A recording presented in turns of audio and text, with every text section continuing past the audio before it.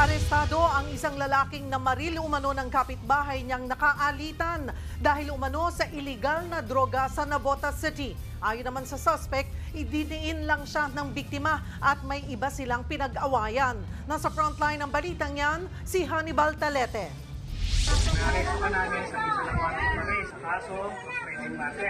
Di na nakapalag ang lalaking ito nang isilbi sa kanya ang warrant sa barangay NBBS Navotas City.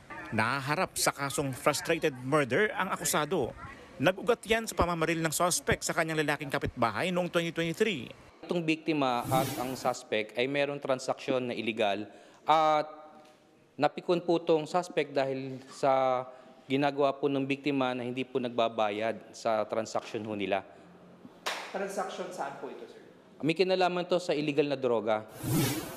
Napag-alaman na dati nang nakulong ang suspect dahil sa kasong pagnanakaw. Itinanggi naman niya ang kinakaharap na kasong frustrated murder. May iba raw silang pinag-awayan. Nakaway ko po kasi siya nung yung peke niya pong 1,000. Pinabili niya, inutusan niya po ako sa tindahan na bili po daw sa may tindahan isang kaang sigarilyo. Tapos ako po, pinagalitan po ako sa may tindahan na pera mo ikaw kakasuhan ko eh. Kaya ako po siya inaway nun. Itinanggi rin ng lalaki na may transaksyon sila sa illegal na droga. Nasa kustodiya pa rin ng Navotas City Police Station ang suspect.